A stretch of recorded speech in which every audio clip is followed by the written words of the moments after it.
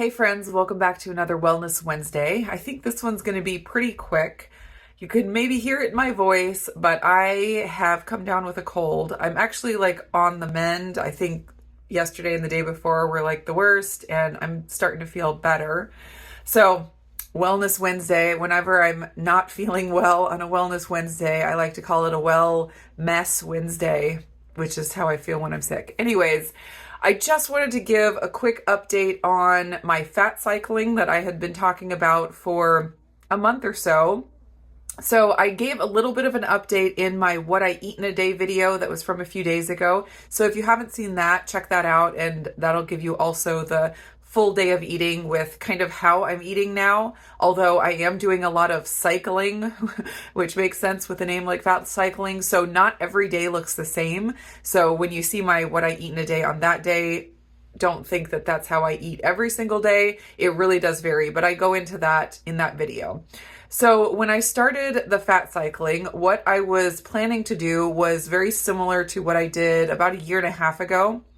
I lost about 15 pounds or so, in a couple of months. It just worked really, really well for me. I found it to be pretty easy for me to do. And I was like, I'll just try doing that again and see how it goes. It turned out it didn't quite work out with my schedule and my life the way I had hoped. I'm just very busy, and I have gotten to the point in my diet life where I really struggle with letting my diet, mess with my social calendar and mess with, wanting to eat with the family. It used to be that I'd really be focused on these diet changes and it'd be like nothing else mattered, and I could go to events and stuff and eat my own food and everything. But I really have moved away from that, and I guess I'm not motivated enough anymore to really put my diet as my top priority.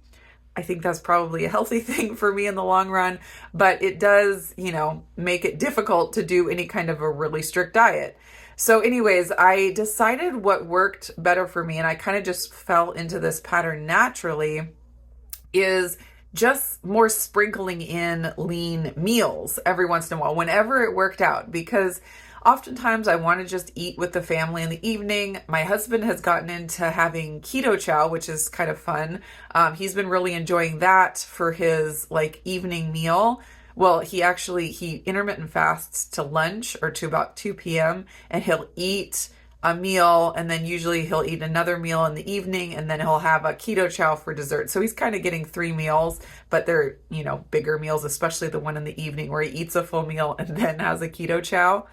He always says he eats his meal and he's like, all right, now I got to replace that meal I just ate with a meal replacement shake. He's very hilarious. Anyway, so I've been making Keto Chow for him in the evening, and I've been enjoying making 1.5 Keto Chows, and I will have a little 8-ounce cup of it, and he has his, and so we're kind of having it together, and it's just, I've been really enjoying that. And so it hasn't worked out for me to do a full lean day, but it's worked out really well for me to do a lean breakfast, sometimes also a lean lunch. I also do have some days where it's there's something I want to eat for breakfast that's not lean, and so I just end up having a regular day for the whole day. So it's really, really flexible what I've been doing, and so far it's working really well. I actually have found that in the morning, I have my coffee with some MCT oil powder, which it's not a super fatty bulletproof coffee. It has a little bit of fat in it, and then really all I need after that is some protein. If I just eat some pretty lean protein, I stay full until lunch really easily. So I find it really simple to have my breakfast meal be very small and really protein focused. I am not the kind of person that can fast easily through breakfast. So if I were just to have the coffee and not have that little meal, I would get really hungry and it would not be enjoyable for me. So, some people just find it super easy just to drink coffee and then not eat until, lunchtime or even later in the afternoon. I have never been that person. So it's worked out really well for me to just do my coffee, and then when I get hungry, I have my little lean meal, and I don't need very much, and it fills me up until, lunchtime or a little bit into the afternoon. And then if I feel like it, I have another lean meal. If something's going on or I'm out and about and it doesn't make sense to get a lean meal, then I just have a regular meal. And then usually dinner is, whatever I'm making for the family, at least the protein and the fat portion of what I make for the family. And that's, high protein, high fat, my regular type of diet. So that pattern has just really been easy for me to do. There's kind of no pressure. I can do what I feel like, do what's easy, and I've been really enjoying it. So that is what I have been sticking with. As of today, though, I applied my CKM from SciBio. If you guys saw my KetoCon videos, I shared their booth, and when Lindsay and I went over to their booth and got CKMs, they gave us some to try, and sadly mine popped off about, 6 days early, which was a really big bummer because I had a bunch of things I was planning to test, and they were really gracious to contact me and offered to send me another one. So they did, and I had it sitting here waiting for like the perfect time to put it on because I only have 14 days and I want to make sure I can be really focused on doing tests and things with it.